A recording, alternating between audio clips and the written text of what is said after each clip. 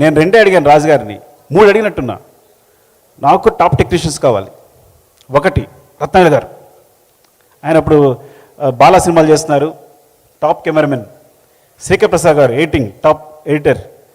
దేవి sensation, నాకు దేవి కావాలి. ఇలా ముగ్గురిని ఎంచుకున్నాం. అందులో అంతకన్నా టాప్ ఎడిటర్ వచ్చారనుకోండి మాతారి వెంకటేష్ గారు. కానీ చెప్తాను అప్పటికి ఇలా అనుకోవడం వల్ల. సో డార్లింగ్ దేవి వచ్చాడు, చిన్న కుర్రాడు. కథ చెప్పాను, కింద గోల అవుతుంది, పైకి వెళ్దామన్నా, ఇంకో ఫ్లోర్ ఎక్కాం. ఇక్కడ కూడా గోల, కాన్సన్ట్రేషన్ కుదరట్లేదన్నాను. మళ్ళీ పైకి వెళ్ళాం, ఇక్కడ కూడా గోల వస్తుంది, ఇక కథ చెప్పలేకపోతున్నానన్నా. ఇంకా ట్యాంక్ ఎక్కాం, అంటే వాటర్ ట్యాంక్ పైకి ఎక్కాం. అమ్మయ్య ఇక్కడ ఎవరు లేరు, మంచి కథ చెప్పుకుందాం అనుకున్నాం. అక్కడ కథ చెప్పుకున్నాం. కథ ఐ థింక్ ఫస్ట్ హాఫ్ అయినట్టుంది. వెళ్ళి మార్నింగే చూనిచ్చేసాడు. ఏది ఫిల్మేలో వచ్చి మార్నింగే వచ్చేసి ఫోన్ తింటే ఫోన్ లిఫ్ట్ చేయట్లేదు. ఇదేంటి నేను ఫస్ట్ హాఫ్ కథ చెప్పాను, ఇంకా సెకండ్ హాఫ్ చెప్పాలి కనీసం, టచ్లో లేడు తను కనీసం అని అంటే, లేదు తను వస్తాడు, కంగారు పడుకున్న రాజుగారు వచ్చాడు. రాగానే డార్లింగ్ ఒక మీకు ట్యూన్ చేసాను చూడండి అని ట్యూన్ వినిపించాడు. అదే ఫిల్మేలో ఫస్ట్ ట్యూన్ చెప్పిన వెంటనే ఐ థింక్ వీఆర్ అందరూ ఇంప్రెస్. ఆ ట్యూన్ అలా వెళ్ళిపోయింది. Thank you so much for all the songs.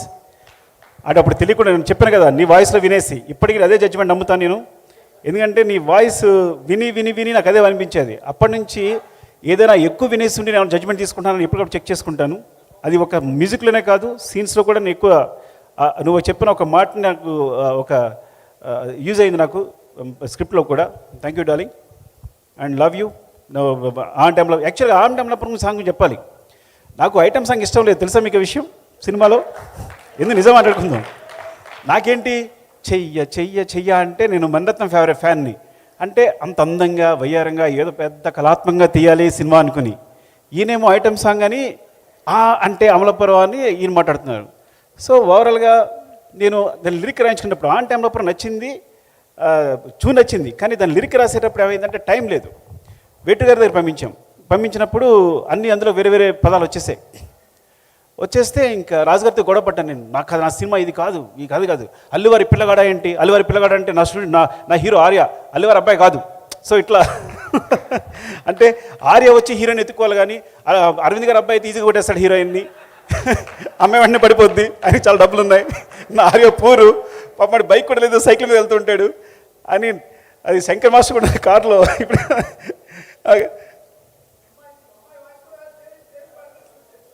అవును, అమ్మాయి వాయిస్ కూడా లేదు అప్పుడు అని అట్లా. సో ఆ సాంగ్ గురించి. సో నాకు ఐటమ్ సాంగ్ అంటే ఐటమ్ సాంగ్ అనుకోవాలి, నేను చేయాలని క్లాస్ సాంగ్ అనుకున్నాను. అప్పటి నుంచి విచిత్రం తెలుసా నీకు, ఐటమ్ సాంగ్ మొదలుపెట్టిన ఆయన సినిమాలో ఒక్క ఐటమ్ సాంగ్ ఉండదు. నేను చేసే ప్రతి సినిమాలోనూ ఐటమ్ సాంగ్ వచ్చేసింది. నేను పెట్టాల్సి వచ్చింది. No I believe it that. పెట్టడమే కాదు, నేను ఐటమ్ సాంగ్ని నమ్మాను. అమ్మో ఇంత పెద్ద హిట్ అవుతుందా సాంగ్ అంటే, ఇంత వైపు వస్తుందా, సినిమా ఇంత దూరం తీసుకెళ్తుందా అని నేను ఇటు వచ్చేసాను. రాజుగారు అటు కళాత్మకంగా వెళ్ళారు. ఆయన ఐటమ్ సాంగ్ టచ్ చేయలేదు ఆయన అట్లా. సో చాలా విచిత్రంగా ఉంటుంది అన్నీ ఇలాంటివన్నీ చెప్తుంటే. ఇట్స్ అవునవును. And thank you darling.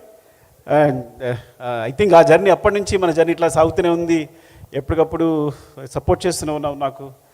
And చెప్తాను కదా, నా మ్యూజిక్కే నువ్వు, నా సంగీతమే నువ్వు. నాకు సంబంధించి మ్యూజిక్ అనేది నాకు ఎంత కూడా తెలియదు, వర్ణమాలు కూడా తెలియదు. ఎప్పుడు ప్రతిరేషన్ నీదే, ప్రతిదీ నీదే, ఇంతవరకు తీసుకొచ్చావు. సినిమాలు కూడా చాలా సపోర్ట్ చేసావు నీ మ్యూజిక్తో. Thank you so much darling. And చాలామంది ఉన్నారు ఇక్కడ. శివని మోసం చేసిన